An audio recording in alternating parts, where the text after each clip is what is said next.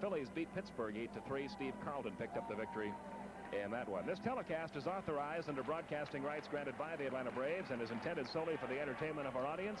Any publication, rebroadcast, retransmission, or other use of the pictures, descriptions, or accounts of this game in whole or in part without the express written consent of the Atlanta Braves and the Turner Broadcasting System is prohibited, and the announcers for this event are employed by the Turner Broadcasting System. Braves taking the field. Another nice crowd on hand on Rome, Georgia night. And many of them on their feet to greet the first place Braves as they take the field. Atlanta now with a 4 1/2 game lead over San Diego in the National League West. The Dodgers started out the day 7.5 back. And then the next three clubs, the San Francisco Giants, Cincinnati Reds, and Houston Astros, all 12.5 out.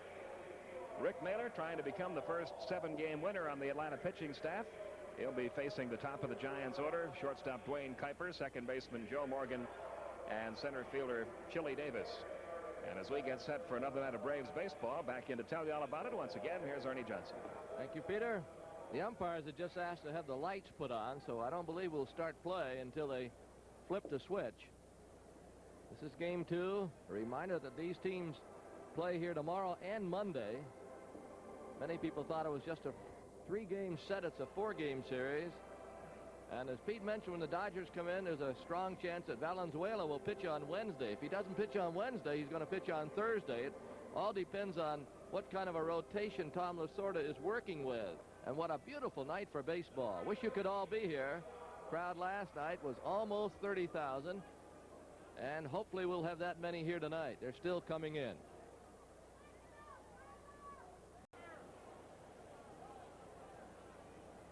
Two and two on Chili Davis. And that's low. Cubs lost today. They've been playing good. Playing well, I should say. 5-2 to Montreal. No fights. There was a fight yesterday. Carter and Buckner got into it. Tito Francona, that's what they call him now. It's Terry, is out for the year. Swing and miss. Davis is down on strikes. The Giants fail to score top of the first. Atlanta coming back. 1 ball, 2 strikes.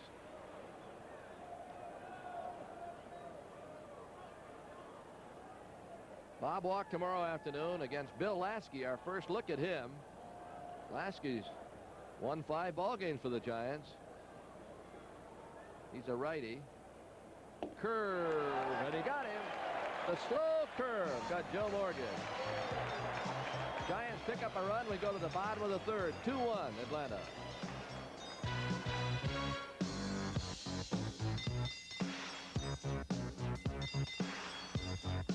Rick Mahler fly to left field first time up. Sacrificed in the 4th. Line drive, base hit right field. He's going to have to hurry at first base. He's going to be there safely. Jack Clark couldn't come up with the ball cleanly. He had him so shallow. If he comes up, he guns him down at first base. And that's nothing against Mahler. It's just they had him played so shallow. He was charging the ball as if he was going to throw to first base also. Giant announcers about, they tell me that Frank does that quite often. He'll start Kuiper because of his bat and then puts Soulars in because of his glove. A shot off Watson. Johnson picks it up, has to hurry. Mahler covers. Nice play. If you're scoring, that's a 3-4-1 putout. And a good job here by Mahler in that he does not give up when Watson boots the ball. He keeps heading toward the bag. And a break for Atlanta. The ball bounces right to Randy, and he made a good play barehanded.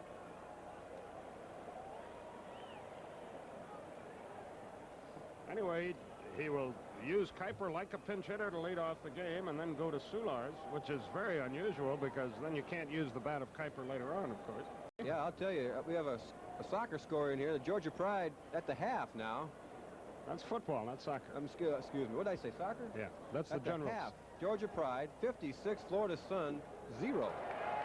And Chili Davis goes down on strikes.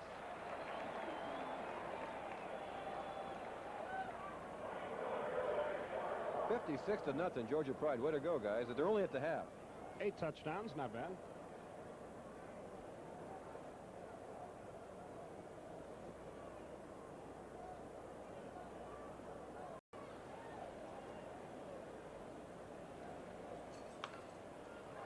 Right back to the screen, 1-2. But what a beautiful night for a ball game. Nice crowd on hand. And if you don't like the baseball, the fashion show here isn't bad either. I like the one with the red and white striped top and the white solid pants. Good-looking guys here, too, ladies. That's who I was talking about. Oh. I'm sorry, I didn't know. 1-1 the count on Jack Clark. Well, the count was 1-2 because that's strike 3. Scoreboard had us wrong. Strikeout number 4 for Rick Mahler. We'll take a look at it again as we go out. A 1-2-3 inning for Rick Mahler with 2 strikeouts. And at the end of 5 1/2, it's Atlanta 3, San Francisco. Wants to talk to Mahler. They have first base open. Anyway, it worked for Zimmer. They beat the Twins 3-2 last night. You don't see that very often. It's happened before in baseball. And the Braves deciding what they want to do with Tom O'Malley. Jim Barr is scheduled next, but Gary Lavelle is in the bullpen. And the Giants trail by a run here in the 7th inning. So we'll see what's what. We're in the 7th. 3-2 Atlanta.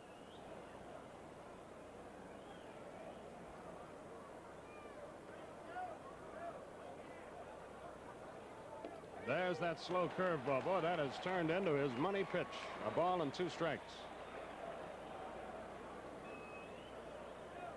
And one reason why you can call it his money pitch is the location. It's just, Skip was saying, watch where this ball ends up.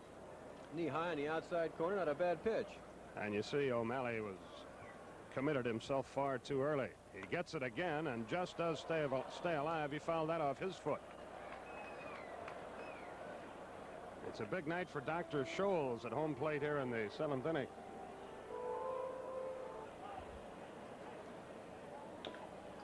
A little tap should be easy for Chris. Whoop, he almost slipped, but hung on, made the play. Mahler must get through the heart of the Giant order one more time. Morgan, Davis, Clark, May, and Summers. And Darrell Evans. A lot of pop in there. A ball and 2 strikes, the count. He ripped that one into right field. The off-speed breaking ball. Morgan stayed back on it and hit it hard. And Chili Davis will come out to hit. He's a switch hitter. And here comes Joe Torre as ball 1 is out of the strike zone, and I think he's going to make a move right here. And the crowd starts chanting Gino. Let's see how Joe chooses to play it. Tell you about Davis, he's hitting, it doesn't really matter, he's hitting 264 left-handed, 263 right-handed. He has 5 home runs as a left-hand hitter. But it will be Garber who gets the call here.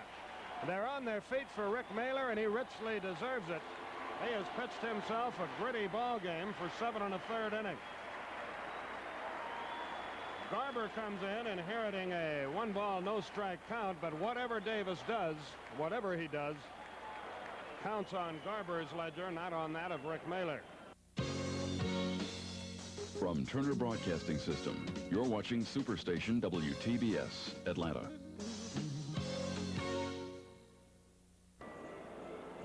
Gene Garber is having an all-star year as you look at a guy who pitched himself a fine ball game, Rick Mahler.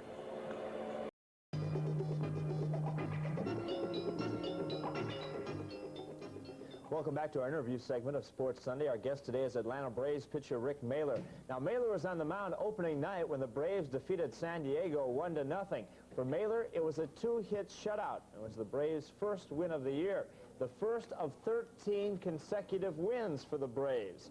We have highlights of that opening game, so let's take a look at the tape if we can. This is game 1, Mahler the winner. Mahler had another shutout in Game 5, this time a 5-hitter and a 5-0 win over Houston. When the Braves returned to Atlanta with a chance at the Major League record, a crowd of 5,000 greeted them at the Atlanta airport. The Major League record fell on April 21st. The Braves defeated the Cincinnati Reds 4-3.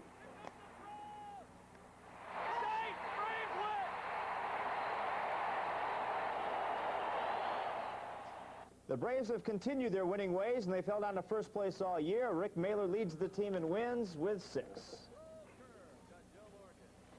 And Rick Mahler is our guest today. Welcome to Sports Sunday, and welcome, Rick Mahler. I know you lost a tough one today, and with the Dodgers making a move, things are getting tight in the National League West. Yes, it is. San Diego right now is team to beat. They're the closest team to us, but Los Angeles has played really well. I think they've won 7, 8 games in a row now, so they might be pretty tough before it's over. You have a big series coming up Tuesday night. What game are you pitching at, and what do you think about of the series? I'm not real sure if I'm pitching either Wednesday night or Thursday night. One or the other, I don't think it's for sure right now, but yeah, it's a big series for us. I think it was a big series when we went to Los Angeles and we swept them there. And I think that they believe that we're the team to beat right now and that they're going to come in here with a little different outlook.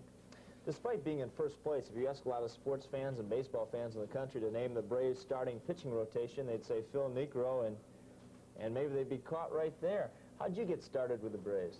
Well, I signed with the Braves in 1975, and I've been through the minor league system and came up in '79 for the first time, and I've spent parts of '79 and '80 here, and then this is my second full year. So I've been kind of in and out of the minor leagues and in and out of the bullpen.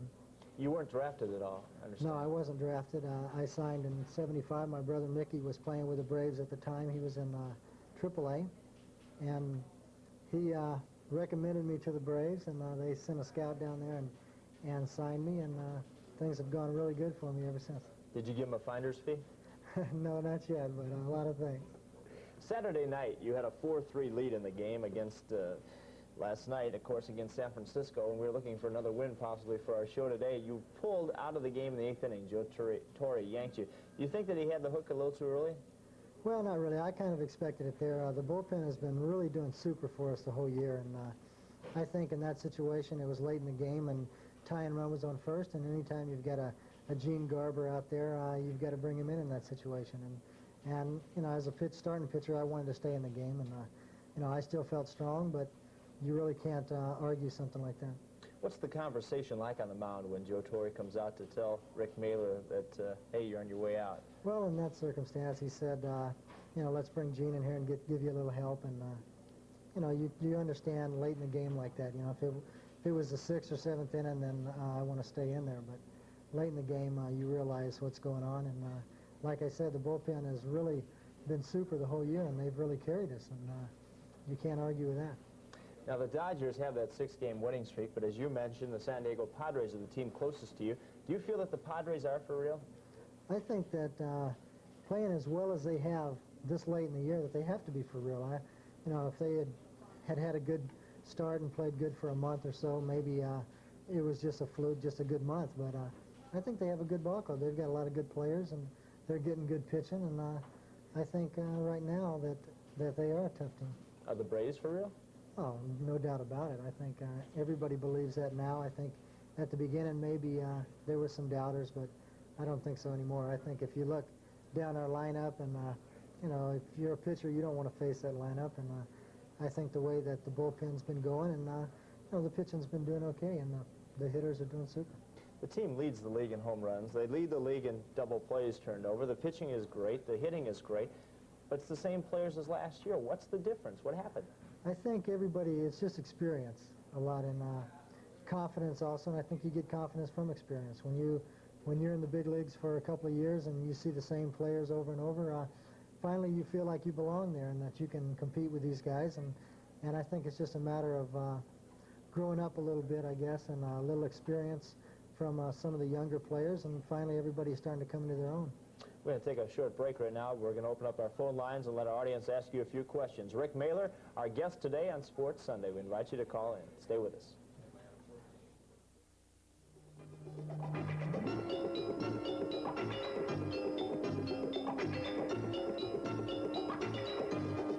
We have our first caller calling in from New York City. Let's go to our phone lines. What's your question for Rick Mahler, please? Yes, I would like to know, Rick, who do you think you will face for the pennant in the National League, and who will you face in the World Series, assuming, of course, you guys get there, and how's your brother Nick been doing?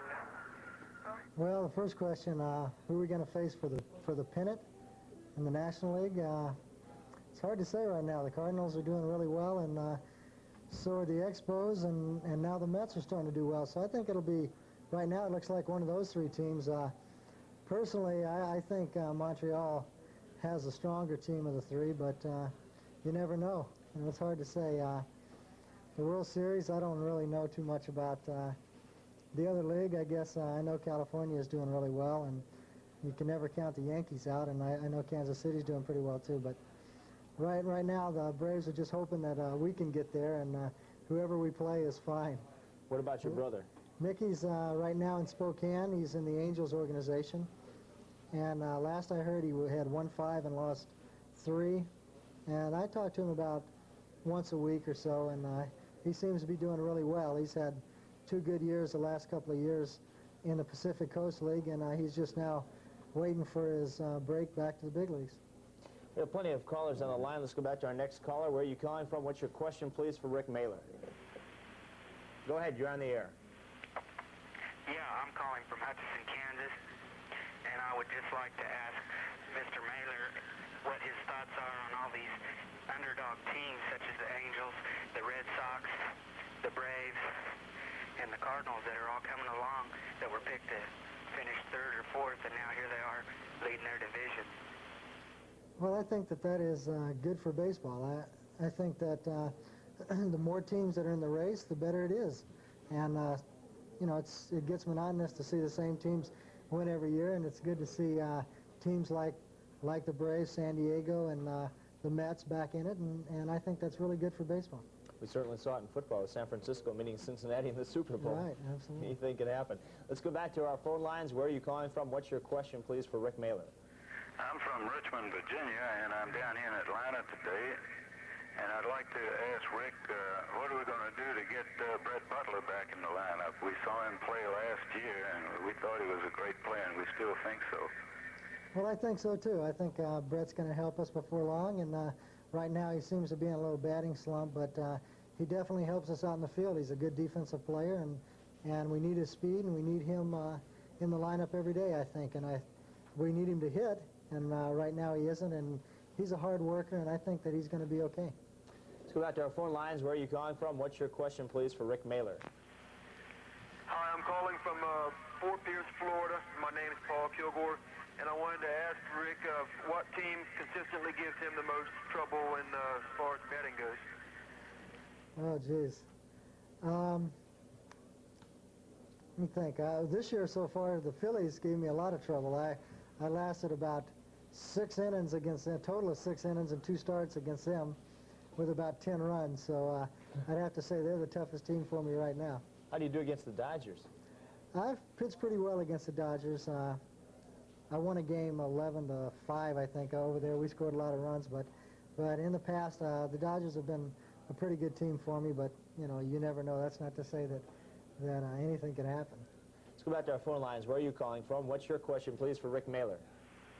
I'm calling from Hollywood, Florida, and I have 2 questions. First question is, I'd like to know what Rube Walker's job is. Rube is our pitching coach. And What's he's a Bob really good Gibson's? one. Bob helps also. He's also a pitching coach. Both of them, I think Joe Torre has a philosophy where that Rube is the pitching coach. He teaches you how to pitch, and Gibson teaches you more the mental part of it. He teaches you how to win, as Joe puts it, and that's the kind of guy that Bob Gibson is. He's very aggressive, and he teaches the pitchers to be aggressive. And Rube Walker pretty much looks over the pitchers and makes sure that they do the things they're supposed to do, and mechanically that everything's all right. Also another pretty good pitching coach in Richmond that you worked with, Johnny Sain. Yeah, absolutely. Johnny Sain is super. I was with him for about 3 years, and I wouldn't trade those years for anything. He's taught me so much, and he's just a super man. Let's go back to our phone lines. Where are you calling from? What's your question, please, for Rick Mahler? Yes, my name is Gene McCarran. I'm calling from Honolulu. And my question for Rick is that recently we've seen many headlines regarding drugs in sports, most notably basketball, and then just recently in football. And I just wanted to see what the story was as far as baseball is concerned. Well, I don't really know too much about it. You know, it's definitely not around me, and I don't think it's around anybody on the team. As far as that goes, I really can't tell you. I don't know what goes on with all the other players, but as far as the Braves are concerned, I haven't seen anything around. I know a couple years ago there was something on the Phillies about it, but I think that that was proven wrong, and as far as I know, there's not any problem at all in baseball, hopefully. It helps to play every day, too. You don't have the free time or idle time that you do in football when you play once a week. Right. Let's go back to our phone lines. Where are you calling from? What's your question, please, for Rick Mahler? Yes, I'm calling from Beaverton, Oregon, and this isn't so much as a question as is a comment that the last 2 years it seems to me that the Braves have had the best record in the National League West in the second half of the year. And I just wonder if you think that they can do that again this year, or if the humidity and whatnot down in August in Atlanta, you'll fade. I certainly hope you don't, but I wonder if you think you will. No, I think we're going to be okay. Everybody's really having a good time this year, and everybody's really excited about doing well, and everybody feels confident. And I think really it was 2 years ago that we came on strong in the second half, and then last year we played with the strike and all. We just played so-so both halves, but I think that we're going to do all right. I think that we have the confidence now that we can play with these guys every day, and I think that we're going to be there in the end. I hope so. How much difficulty is involved with playing in Atlanta with the humidity and hot weather all summer long? Well, not playing every day, I really couldn't tell you, because for me it's no problem at all. I'm out there every 5 days or so it's not real tough for me. But I know it gets hot, and I know it's hard on the everyday players, but so far they've seemed to handle it pretty good. It hasn't got really hot yet, but I think they can handle it okay. Let's go back to our phone lines. Where are you calling from? What's your question or observation for Rick Mahler? This is Robert Brady calling from Carpentersville, Illinois. What do you think is going wrong with the Cincinnati Reds, and what do you think about Bill Buckner of the Chicago Cubs? Well, first of all, with the Reds, I think anytime you lose the talent that they lost in their outfield last year, that they're going to have trouble. It's hard to replace a Foster, Griffey, and Collins in 1 year, and I think that's really been their main problem right now, is they're not getting the production that those three were giving them. What about Bill Buckner? I think Bill Buckner is a super hitter. I think he's one of the best hitters in the league, and certainly he's one of the best contact hitters. He's a tough guy to strike out, and when you make contact like he does, you're going to get a lot of hits. He's been involved with a lot of other contact this year. He got in a fight with Gary Carter recently, and also got in a scuffle with you guys here in Atlanta. Right. I think it's a little frustration on his part. The Cubs are really struggling, and I think that he's a winner, and he's just frustrated right now, and he's doing everything that he can to make the team a winner, and it's just not working out right now for him. Back to our phone calls. Where are you calling from? What's your question, please, for Rick Mahler? Yes, what is a major reason for your team's success, and what do you think it'll take for you to maintain your pace? Well, I think there's a lot of reasons, and the biggest one is probably Dale Murphy, the type of year that he's having this year, and it's a type of year that can really carry a team. It's like a George Foster meant to Cincinnati, and guys like that. Also, we're getting a lot of help from the bullpen, and Bob Horner's having a super year, and I think that the team, when you thought about the Braves in the last couple of years, everybody said if Dale Murphy and Bob Horner could have a big year together, then they would be winners, and that's what they're doing right now. And you throw in a guy like Chris Chambliss and a Claudell Washington, and you know, that just makes for a super lineup. Let's go back to our phone calls. Where are you calling from? What's your question, please? Yes, I'm calling from Atlanta, Georgia. I'd like to ask Rick, how big a part does his self-confidence play in his pitching game? I think it means a lot. I think that if you're confident, you have to be confident. I think that you have to feel like that you're better than the hitter out there, and that you can get every hitter out in the league, and I think that that means a lot. If you don't, then you're going to be in a lot of trouble. You start pitching around guys, and you start thinking that one guy's going to hurt you or something like that, and you just can't feel that way. You have to feel like you're better than they are, and that you can get everybody out. And that's a big thing that Bob Gibson installs in the pitchers, to believe in yourself and to believe that you're better than the other guy. Let's go back to our phone calls. Where are you calling from? What's your question, please, for Rick Mahler? San Diego, California. Go ahead. First question is, what do you think of the Milwaukee Brewers and the problems they're having in their slow start this year? Second question, what do you think about San Diego against Atlanta in the playoffs? Okay, Milwaukee, first, I'll tell you the truth, I don't know that much about Milwaukee. I've been concentrating pretty much on the National League the last couple of months, and all I know is that Milwaukee has a tremendous offensive team, and I don't know what their problem is, to tell you the truth. Well, Milwaukee's come on really strong lately. They won 5 in a row. Harvey Keene, their manager, the new manager, took over. Since then, they're 12-5. They've hit 83 home runs, and you guys lead the National League with 57. So whatever problems Milwaukee had, I think, are in the past, because I think they're going to be a factor in that race. Yeah, I know Ben Ogilvy hit 3 home runs today. They're tough. Let's go back to our phone calls. Where are you calling from? What's your question, please, for Rick Mahler? I'm calling from Miami. I wanted to ask Rick about this recent controversy about Mario Soto, some of the brushback pitches, and if he could explain what his obligation is to his teammates and so forth if one of his teammates gets hit while he's dug out. Well, you know, I think that you can go so far in picking up your teammates. I think that when the brushback pitch is just something that a pitcher uses sometimes when he's trying to set up a hitter away, and he'll just pitch in. You're not really trying to hurt anybody, and I think that that's the biggest thing for a pitcher is you don't really want to hurt anybody. You don't want to hit anybody in the head. I know I certainly don't. I'd feel awful bad about hurting somebody's career.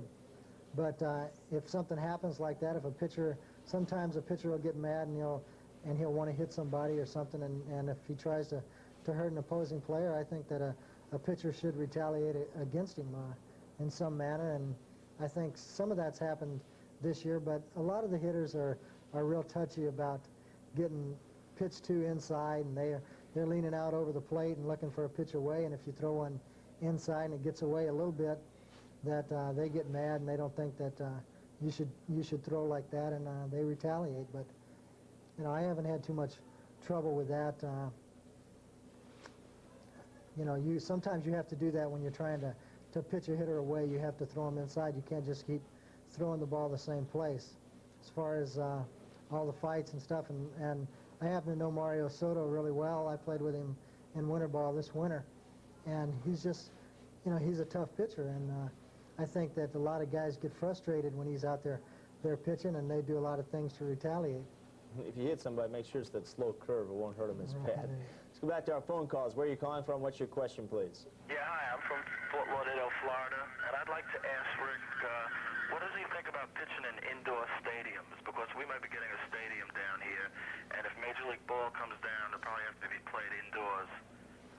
Well, I think there's a big difference. The only one that, well, I've been in the Astrodome, and that's a pitcher's ballpark where the ball doesn't carry very well, and the fences are pretty deep. And then we played this spring, we played an exhibition game in Seattle, which is just the opposite, where the ball really flies out of there, and also in, I guess up in Minnesota, the ball really flies out of there. So, you know, there's just a difference. It just depends on where it is. I like playing inside because the weather's always the same.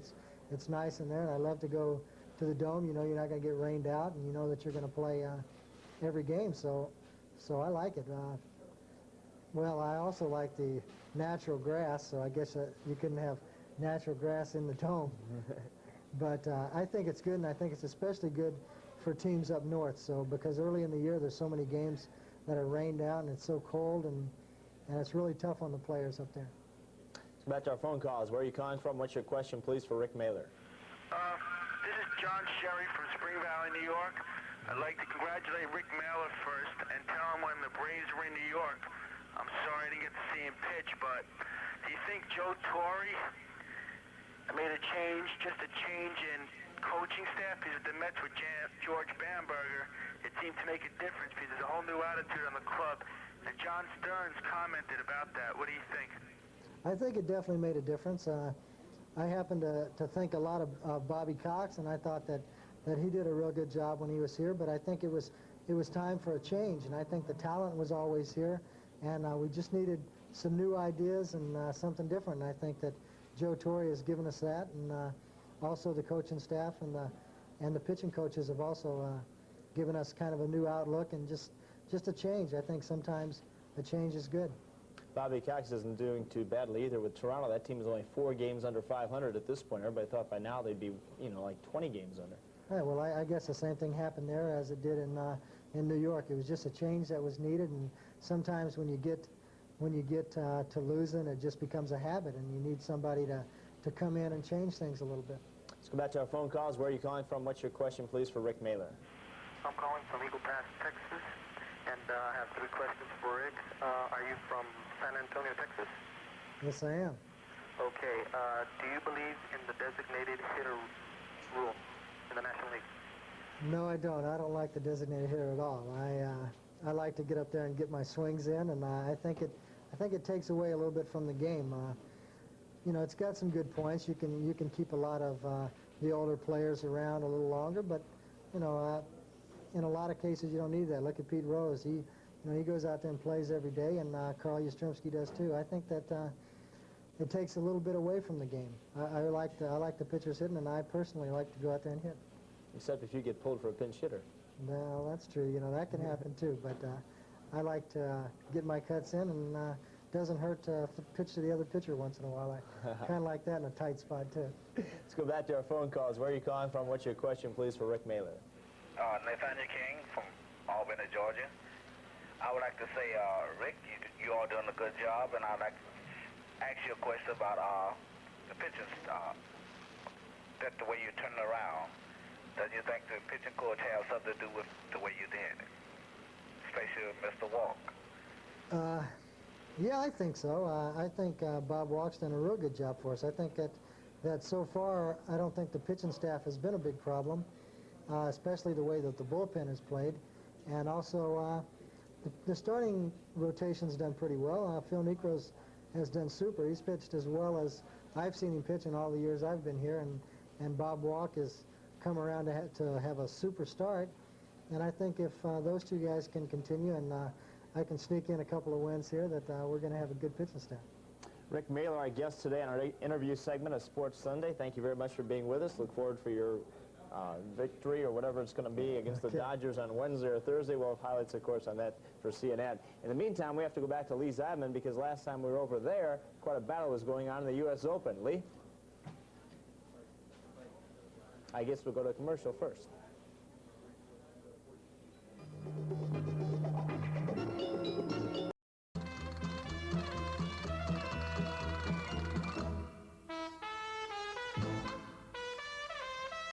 And are happy that that's the case. Elsewhere in the National League, it's all-night action. Chicago at Pittsburgh. Montreal plays at New York. San Diego is at Cincinnati again. Welch against Pastore. Philadelphia will play at St. Louis. Pruko against Mura. San Francisco at Houston. Rini Martin against Nolan Ryan. In the American League, there was some day activity. Kansas City beat Oakland 1-0 today. And it looks like Toronto and Seattle battle to a 3-3 tie. We can't quite see that score, so we'll try to get that straightened out for you. Tonight, Baltimore is at Cleveland, Detroit at Boston, Minnesota at Chicago, New York at Milwaukee, and Texas plays at California. And we're ready to go, and we sincerely hope that you'll enjoy the ball game. And here's Dusty Baker hitting at .298. He had a good night last night. 2 for 4, a home run, and a walk. Mahler comes set. Dusty waits, and the curve caught the outside corner. It's 0-1. Baker didn't think so. Runners at first and second with nobody out, and they both possess better than average speed.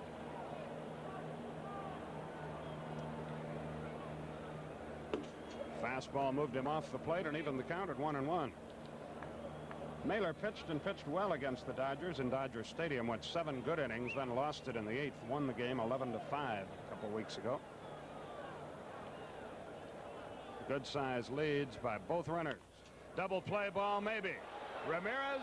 Oh, he dropped it, and everybody knows he's going to call him out at second. They say he held it long enough. Oh, there's a break. I don't know if he'd have gotten the play at first, but Hub, in his anxiety to turn it, dropped the ball. Landreau is fortunately for Atlanta, called out, and we'll look at it again and let you judge whether he held on long enough. Well, it's a break to a certain extent in the fact that the runner is out at second base, but Glenn Hubbard, how often does this happen? He was pulling the ball out of his glove. It clearly showed that right there. No argument from Tom Lasorda. But the Braves double play combination, that's the first time this year that we've seen that happen. Little pop, short right field. That's going to be trouble. Hubbard on the dead run. Can't make the catch, and a run is in. And runners are at first and second. Well, it's academic. A run scores even if he catches that ball. It'll be a hit, of course. A great effort by Hubbard. Boy, he had to go a long way. Claudel didn't react right away on that ball. The 0-1 pitch about to be made. Here it is. Double play ball, maybe. There's one, there's two, and the inning is over. Hubbard took the punishment down there, but turned it over. It could have been much, much worse. Garvey wraps into the 6-4-3 double play. 1 run on 3 hits. No errors charged and a runner left. At the end of the half inning, your score: Dodgers 1, Braves coming to bat. He's had a good career, though. I'll tell you that. He's going to be 11 total bases shy of Maury Wills right now for 5th on the Dodgers all-time list. At the letters on the inside corner, 2-1. Yeah, and you would, if you'd asked that trivia question, who were the top 6, Bill Russell's name would have never been thought of by most fans, including me. High chop. Rafi's going to have to charge it. Good play. Got it. He made that play by charging the ball. If he waits, Russell beats it. And Mahler sails through the second. 1-2-3. After an inning and a half, Braves 3, Dodgers 1.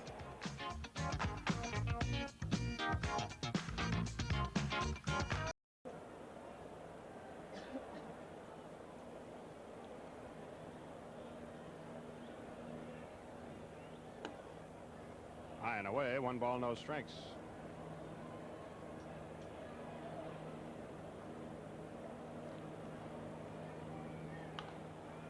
Hit right back into the Dodger booth. What's Wayne Minshew doing over there? Consorting with the enemy. He's public relations director. He made an error, too. Ross Porter and Jerry Doggett went into shock.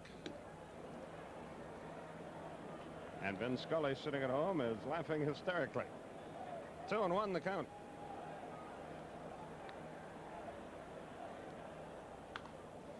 Back our way. Boy, I was ready for that one. Yes, you were. Can I get off the floor now? If we'd have had Ernie's net. Or Vin Scully's glove. That one bounced off Socha. I got to tell you, folks, Skip made a deserted effort for that ball. Deserted effort? No, I was trying to play the carom. You went up and then you... Well, you didn't call for it, so I went over in your territory. It wasn't my ball. It wasn't my ball to call for. That's why you're playing second base tonight. That's why you're up here now. The 2-2 pitch to Mahler. Here it is. Sachs will throw him out. 2 away in the Atlanta second. Get upset about airs of pacifism. You're right. The 2-0 pitch.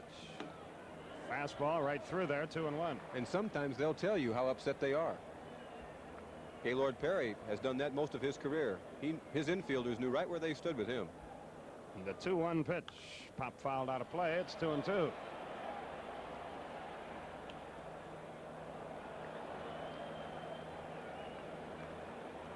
And you see part of the big crowd here.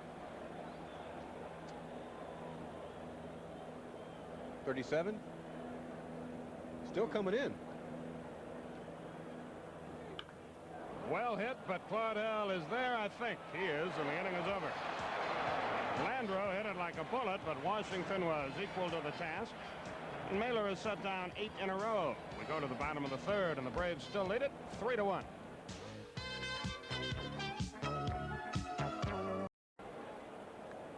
Here's Steve Garvey hit into a 6-4-3 double play, first time up. Good curveball. No balls, 1 strike. We're moving right along. Top of the 4th.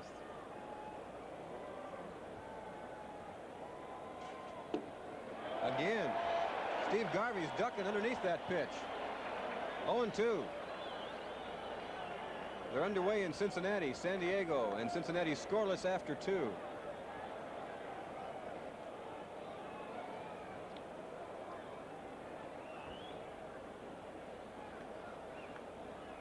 Just as Valenzuela may have found his groove, Mahler may have done the same. That was a fastball away. 1-2. Philadelphia's at St. Louis later on. Chicago at Pittsburgh. Now it looks like there's no score after 1. Expos lead the Mets 1-0 after 2 in New York. 1-2 curveball, got him looking again.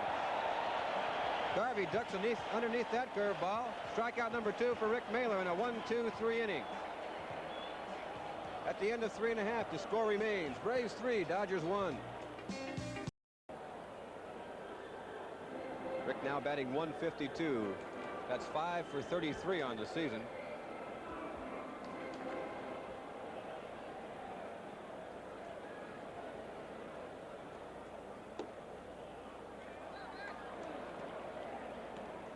Fernando uncharacteristically wild so far tonight. He's allowed 4 hits. Up the middle. Russell with a nice play. Throws him out at first base. Nice play by Bill Russell. A high hop going to his left. Boy, the Dodgers has some youngsters waiting at Albuquerque to get to the big leagues. 2-0 pitch, nice play, Mahler. Hot shot back to the mound. Over to first, 2 down.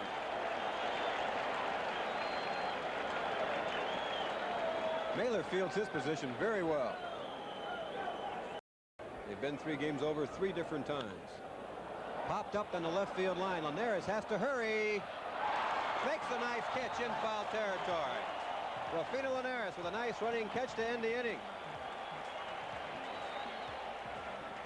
No runs, no hits, no errors. There was a walk, 1 man left on base at the end of 4.5. It's still Atlanta 3, Los Angeles 1.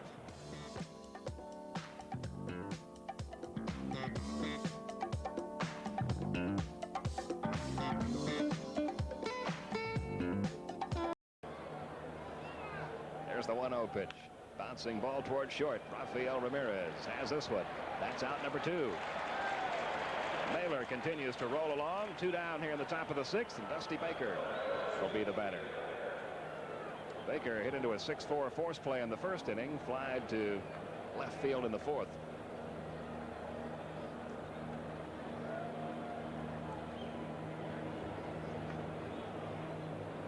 Braves got 3 runs in the first. Dodgers got their run in the first. Since then, Valenzuela and Mahler have matched zeros on the board. We're now in the top half of the 6th inning.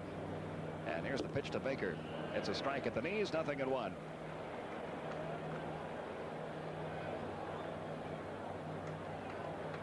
Mahler trying to become the first 7-game winner on the Atlanta pitching staff. Here's the 0-1 pitch. Strike 2 called. Mahler out in front, 0-2.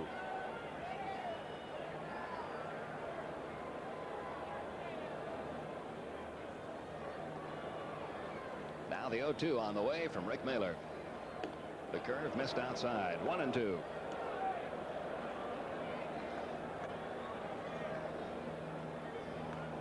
I want to remind you the next Monday night's game starts a little later, 8:35, because of national television. That's against Houston. There's the 1-2 pitch. It's a curve. Strike 3 call. Got the inside corner. Strikeout number 3 for Rick Mahler. Take a look at the 3rd strike again as we go out. 1, 2, 3 for the Dodgers in the 6th, and at the end of 5.5, our score remains the Atlanta Braves 3, the Los Angeles Dodgers 1. 0 for 2. He's grounded out twice, once to second, once to short. In the 4th inning, when he grounded out to short, he almost came up with a base hit. Russell ran the ball down directly behind the bag at second.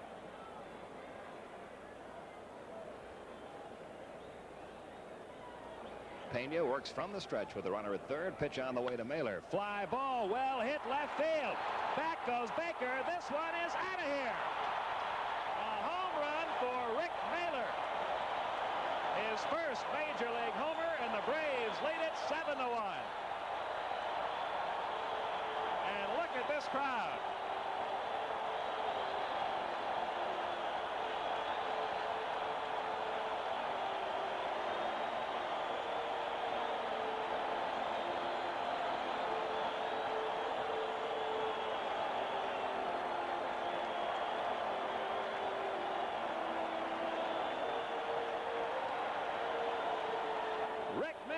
has just hit his first Major League homer. The Braves have struck for 4 runs here in the 6th to make it 7-1. Looked like a fastball right down Peachtree, and it was.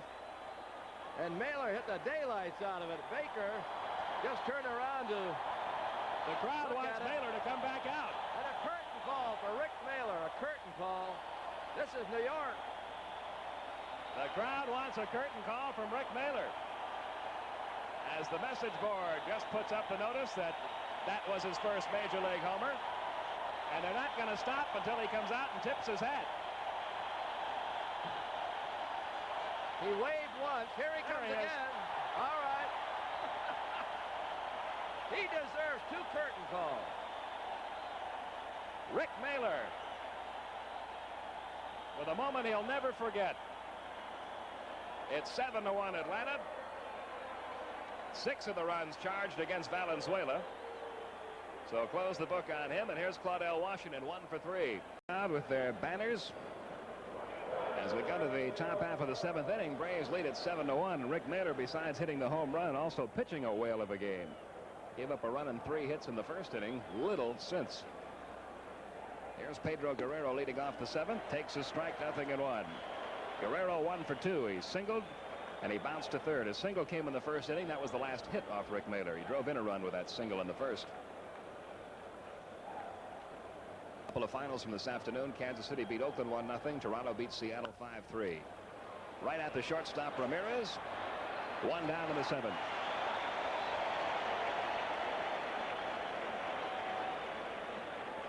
After the hit in the first inning by Guerrero, Mahler retired 12 in a row. Then he walked Bill Russell. Since then, he's retired 5 more in a row. Here's Steve Garvey, hit into a 6-4 3-double play in the first. Looked at a 3rd strike in the 4th.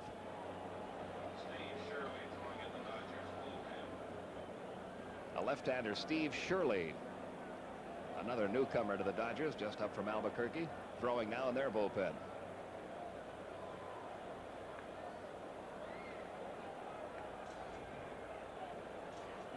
Pitch on the way to Steve Garvey. Pops it high in the air, first base side, foul territory. Chambliss, I think, will have room. He does, and that's out number 2. Mahler continues to breeze along.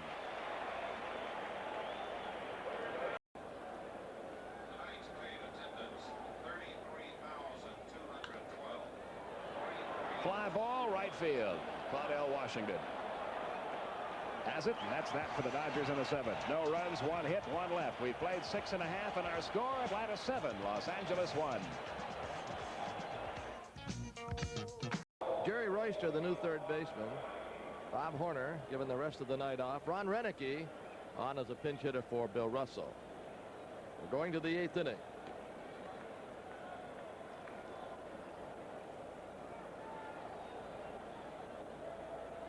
Renicky at 229. He's a switch hitter. 1 homer and 3 RBIs. Takes a strike from Mahler. We hope that UPI photographer Don Doogie down in Tallahassee, Florida. He's hospitalized. Is feeling better today. Curveball inside. We want to go over the other scores. It's our policy to keep you up to date, give you the particulars on other scores. There is interest in other games too, and we realize it. 2 balls and a strike.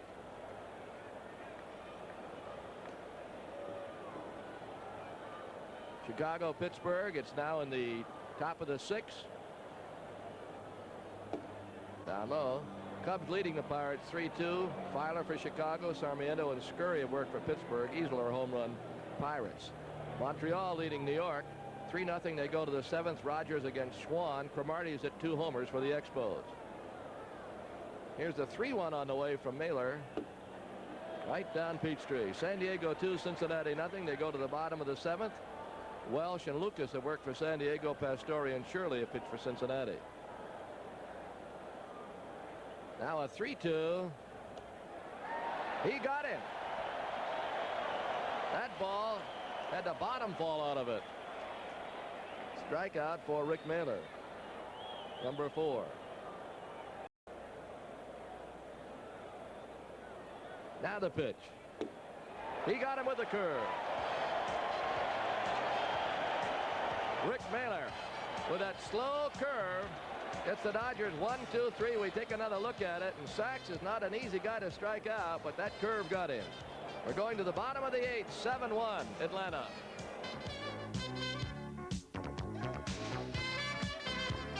Everybody ought to stand, and that's just what's going to happen. They're standing at the stadium for Rick Mahler.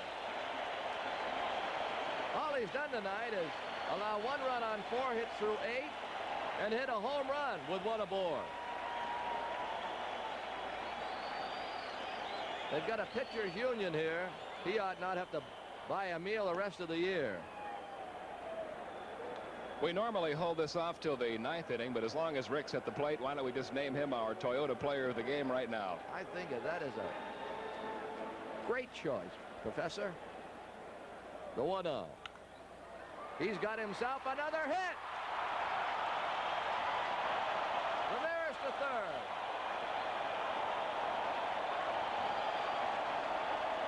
Folks are loving it. Now tomorrow, Mahler will go to Joe Torre and say, Joe, if you need me, I'll be ready.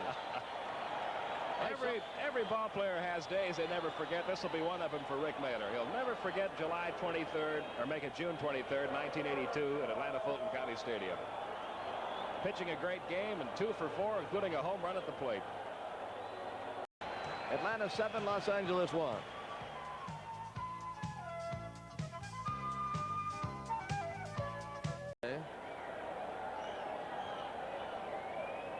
Montreal now leading New York 5-0. They go to the 8th.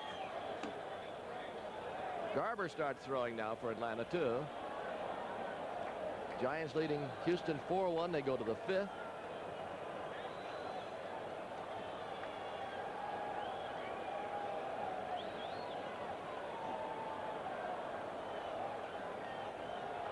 Two-0. Fouled away. 2 balls and a strike. Rick Mahler trying to go 9 for the 5th time. He leads the club in complete games with 4. The Braves don't have that many complete games. They have 7 total. Dodgers have 17. And Valenzuela has 8 of those. There's a base hit center. That's going to score a run. There'll be runners at first and second. It's now 7-2 as Garvey comes through. We might have a visitor to the mound, and we will. There goes Bob Gibson.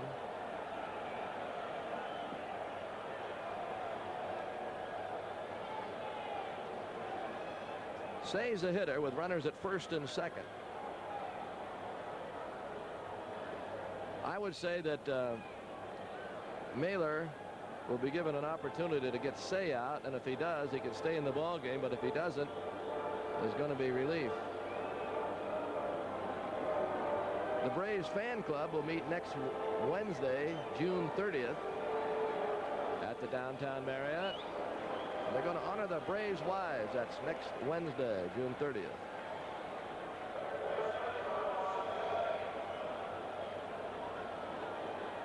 Gibson and Torre and Rube Walker are elbow to elbow just about every game in that dugout.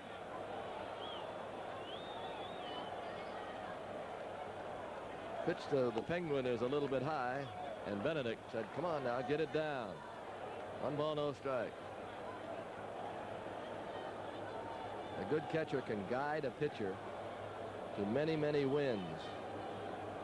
The 1-0 could be a double play, and it is going to be a double play, and the Braves win it by a score of 7-2. And they stand again as that double play combination of Hubbard and Ramirez turns it here in the top half of the 9th.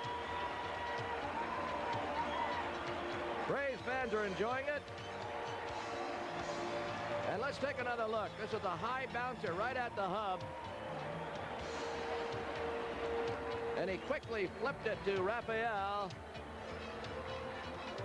Perfect. And Raffy got out of the way of the sliding spikes. And we've got a final score here at the stadium. Atlanta 7, Los Angeles 2. Back with the totals right after this message.